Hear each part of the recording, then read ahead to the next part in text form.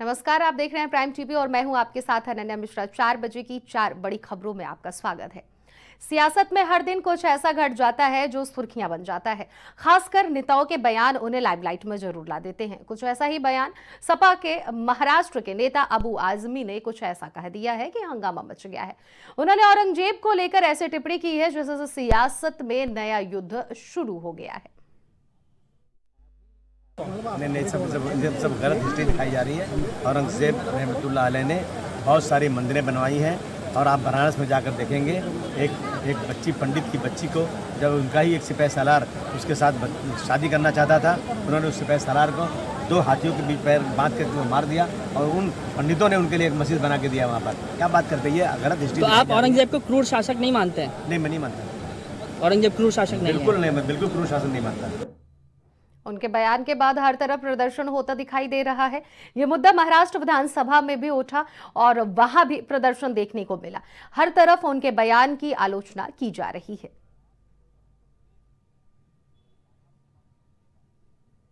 अध्यक्ष महोदय,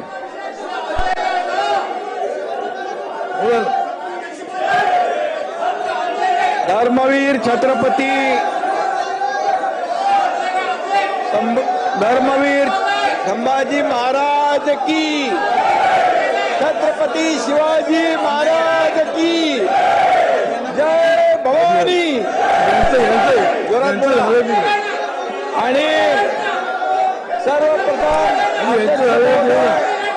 धर्मरक्षक स्वराज्य रक्षक छत्रपती संभाजी महाराजांच्या शौर्याला मी संधी करतो। अबू आजमी के औरंगजेब को लेकर दिए गए बयान को लेकर महाराष्ट्र में सियासी हंगामा मचा हुआ है। 3 मार्च को आजमी के बयान वाले मामले पर बजट सत्र दिन भर के लिए स्थगित कर दिया गया था।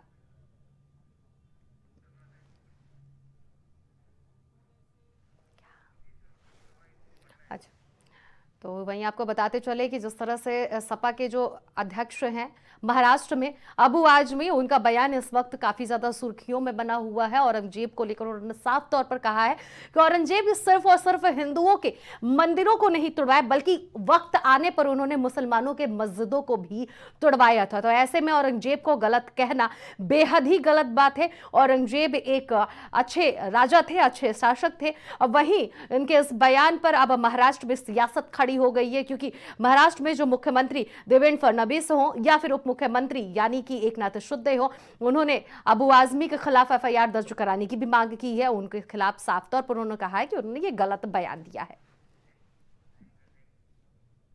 औरंगजेब पर अबू आजमी के बयान के बाद से ही भाजपा विपक्ष पर जमकर हमलावर है। लगातार भाजपा सपा समेत अन्य विपक्षी दलों पर निशाना साधती हुई देखी जा रही है। मोहम्मद मोहिउद्दीन औरंगजेब आलमगीर ने के ताल्लुक से मुस्लिम इतिहासकारों से कुछ चूक हुई और गलतियां हुई। उनके बारे में गैर मुस्लिमों के दरमियान बहुत सारी गलतफहमियां हैं। उस गलतफहमियों को दूर करने में मुस्लिम इतिहासकार नाकाम रहे। उन्होंने उनकी छवि को सुधारने की कोशिश नहीं की। यही वजह है कि आज गैर मुस्लिम हजरात तरह तरह की बातें उनके बारे में कहते हैं। उनके बारे में सबसे बड़ा इल्जाम यह लगाया जाता है कि मंदिर तोड़े, तो दूसरी तरफ यह भी तारीख है कि उन्होंने मज़ारों को भी तोड़ा। और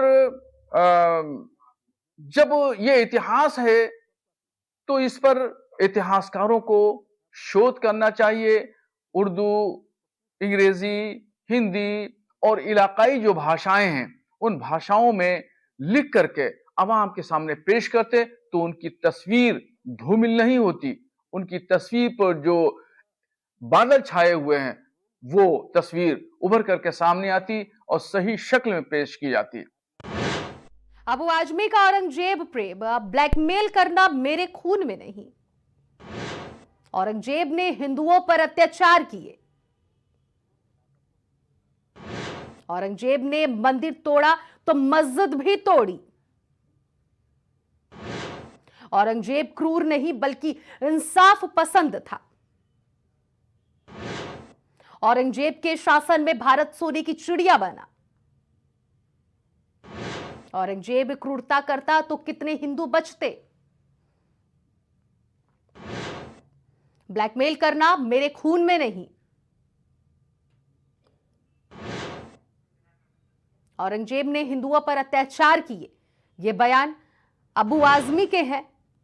लगातार वो ये बयान दे रहे हैं कि अगर औरंगजेब मंदिरों को तोड़े हैं तो मस्जिदों को भी तोड़े हैं।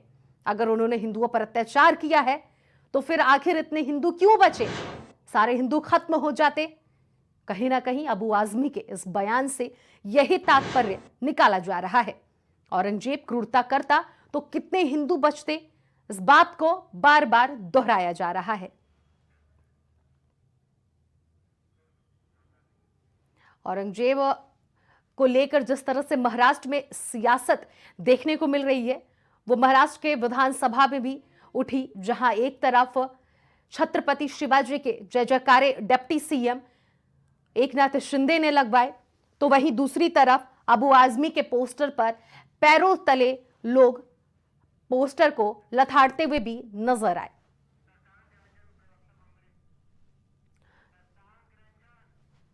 वहीं इस पूरी खबर पर हमारे साथ जुड़ गए हैं शशांक रंजन कांग्रेस पार्टी से। बहुत बहुत स्वागत है शशांक जी आपका। जिस तरह से अबू आजमी को लेकर महाराष्ट्र में जो सियासत देखने को मिल रही है, उनके उस बयान को, उस पर आपका क्या विचार है? आपकी पार्टी किस तरफ रुख कर रही है? देखिए, यह जो बयान है यह निंदनीय है, क्योंकि औरंगजेब जैसे लोगों को महान नहीं कहा जा सकता है। औरंगजेब एक विदेशी आक्रांता के वंशज थे जो सिर्फ भारतीय सरजमी पर अपना सल्तनत कायम करने के उद्देश्य से ही आए हुए थे, और उन्होंने सिर्फ भारत के संसाधनों का दोहन किया। उन्होंने भारत में किसी प्रकार के न्यायप्रिय कार्य को अंजाम नहीं दिया है। अगर वे न्यायप्रिय होते तो वे भारत आते ही नहीं, दूसरे की संपदा पर कब्जा करते ही नहीं। इसलिए यह अगर कोई कहते हैं कि औरंगजेब जैसे लोग महान थे, औरंगजेब न्यायप्रिय थे, तो यह तो निंदनीय है। औरंगजेब कभी महान नहीं हो सकते हैं। आप तो साफ तौर पे कह रहे हैं कि औरंगजेब कभी महान नहीं हो सकते हैं, लेकिन समाजवादी पार्टी तो साफ तौर पर कह रही है, उनके जो अबू आजमी महाराष्ट्र में जो अध्यक्ष समाजवादी पार्टी के, उनका तो बयान है कि अगर उन्होंने हिंदुओं के साथ मतलब उनकी मंदिरों को तोड़ा फोड़ा है तो मस्जिदों को भी तोड़ा है। एक वक्त ऐसा आया था जब वो हिंदू मुस्लिम दोनों ही पक्षों को साथ में लेकर चल रहे थे। वो तो उनको लगातार सही व्यक्ति साबित करने पर तुले हुए हैं।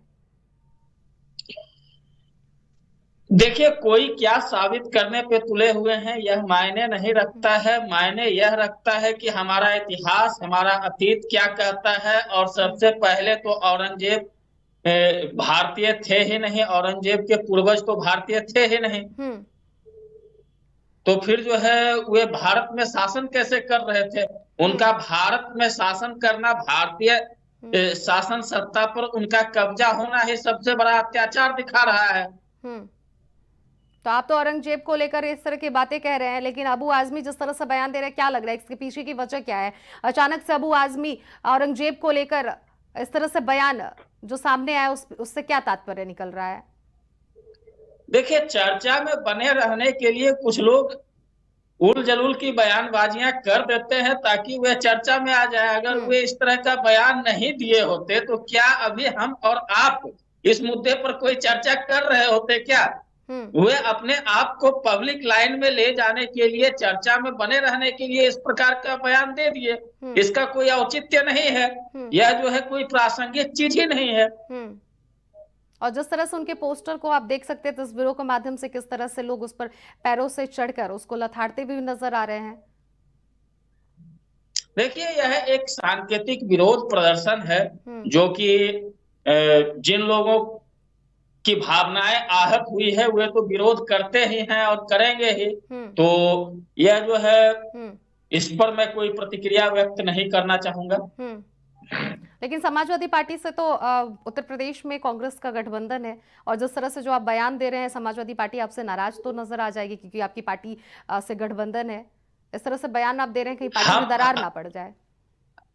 हम तो उस पार्टी, कांग्रेस पार्टी से संबंध रखते हैं जिस कांग्रेस पार्टी ने अपने ही प्रत्याशी के खिलाफ चुनाव प्रचार करने का इतिहास रचा है कि गलत व्यक्ति को अगर टिकट मिल जाए तो उनके खिलाफ भी जाकर प्रचार करते हैं कि भाई हमसे गलती हो गई, इन्हें वोट ना दें। तो यह तो जो है गठबंधन की बात आ गई, तो हम इस मुद्दे पर गलत चीज पर कैसे समर्थन कर सकते हैं। ठीक है, बहुत बहुत शुक्रिया शशांक जी, आपने तमाम अपडेट दी।